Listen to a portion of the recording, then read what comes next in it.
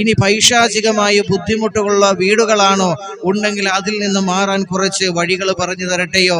നിങ്ങൾ സൂറത്തുൽ ബഖറ നിങ്ങൾ പാരായണം ചെയ്യുമെന്ന്. 3 ജുസു അല്ലയുള്ളൂ ബഖറ. ഒരു 10 പേജ് ഒരു ദിവസം ഓതുകയാണെങ്കിൽ നിങ്ങൾക്ക് 2 ദിവസം കൊണ്ട് 1 ജുസ് തീർക്കാം അല്ലേ?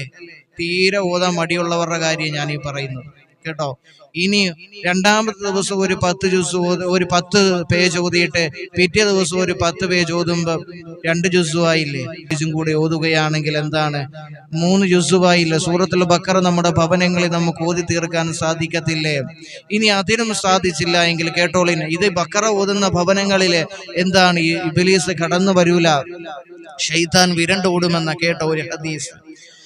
നബി ഹുറൈറ റളിയല്ലാഹു അൻഹു, മഹാനായ അബൂ ഹുറൈറ റളിയല്ലാഹു അൻഹുവിൽ നിന്ന് നിവേദനം ചെയ്യുന്ന ഹദീസാ, അന്ന റസൂലുള്ളാഹി സ്വല്ലല്ലാഹു അലൈഹി വസല്ലം, തീർച്ചയായും അല്ലാഹുവിന്റെ റസൂൽ പറയുകയാ, ലാ തജ്അലൂ ബുയൂതകും മഖാബിറ, നിങ്ങളുടെ ഭവനങ്ങളെ നിങ്ങൾ കബറിടങ്ങളാക്കരുതേ, ശ്മശാനങ്ങളാക്കരുതേ, പ്രേതാലയങ്ങളാക്കരുതേ എന്ന് അല്ലാഹുവിന്റെ പ്രവാചകൻ അവിടുന്ന് പറയുകയാ.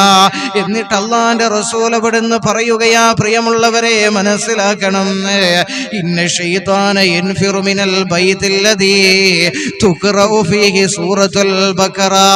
അല്ലാഹുവിന്റെ റസൂൽ പറയുകയാ, തീർച്ചയായും സൂറത്തുൽ ബഖറ ഓതുന്ന വീടുകളിൽ നിന്ന് ഇബ്ലീസ് യൻഫിറു, വിരണ്ടോടുമെന്ന് മഹാനായ നബി മുഹമ്മദ് മുസ്തഫ സല്ലല്ലാഹു അലൈഹി വസല്ലം.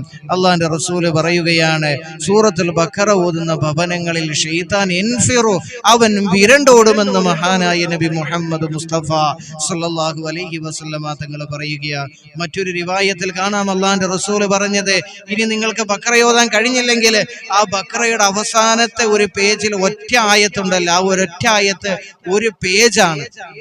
ആ ഒരു ആയത്ത് ഓതിയാലും മതി. അത് ഓതുന്ന വീടുകളിൽ, അത് ഓതുന്ന ഭവനങ്ങളിൽ എന്താണ്?